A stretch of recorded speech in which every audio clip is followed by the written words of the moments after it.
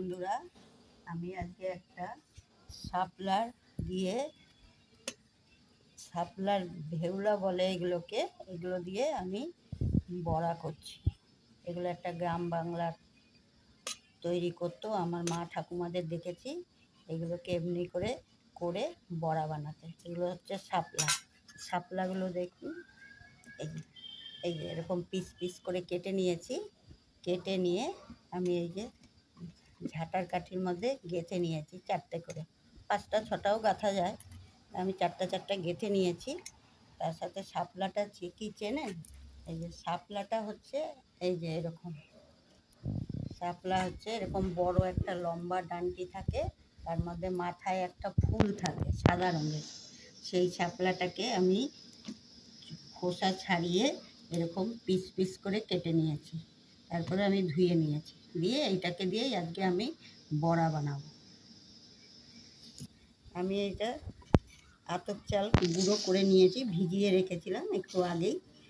আতপ চাল তো তাড়াতাড়ি ভিজে যায়, দিয়ে তাকে মিক্সিতে পেস্ট করে নিয়েছি। তার সাথে একটু হলুদের গুঁড়ো নিয়েছি, এর মধ্যে আমি 2 চামচ বেসন দিলাম, আর একটু নুন দিলাম পরিমাণ মতন।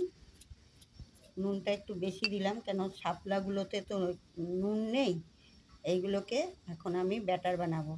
আর আতপ চালের গুঁড়োটা আমি একটু 3টে কাঁচা লঙ্কা দিয়ে পিষে নিয়েছি। ব্যাটারটা দেখুন আমি করে নিয়েছি। আমি এই যে শাপলাটাকে কি করে গাঁথতে হয় আমি সেইটা একটু দেখাচ্ছি। এই যে আমি একটা ঝাঁটার কাঠি নিয়েছি, আপনারা টুথপিকও নিতে পারেন। কাঠির টুথপিক নেবেন, নাহলে এগুলো গলে যাবে। প্লাস্টিকেরগুলো নেবেন। আমার কাছে প্লাস্টিকেরগুলো আছে বলে আমি ঝাঁটার কাঠি এই যে সাইজ করে কেটে নিয়েছি, ভেঙে নিয়েছি। ভেঙে নিয়ে এগুলোকে এমনি করে গাঁথবো। এই যে একটার মধ্যে ঢুকিয়ে এমনি করে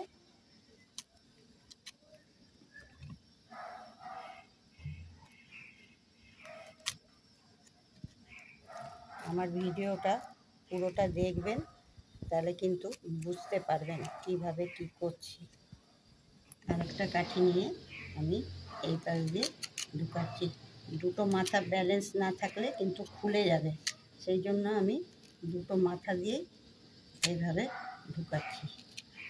এই দেখুন সুন্দর হয়ে গেছে। দেখুন আমি এটা ব্যাটারে এমনি করে ডুবাচ্ছি।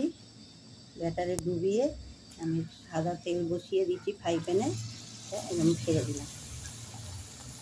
এখন আরেকটা দিচ্ছি।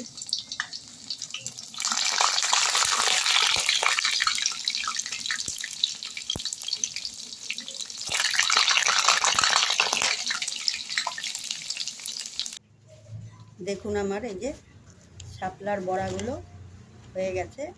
আর এটা কাঁচাটা দেখুন, আর এটা রান্নাটা। এইভাবে বানাবেন, খেতে কিন্তু খুব টেস্ট হয় এই বড়াটা। আমি এই শাপলার ফুলেরও বড়া করে রেসিপি করেছি। শাপলার যে সাদা ফুলটা হয় তারও রেসিপি বানিয়েছি আমি।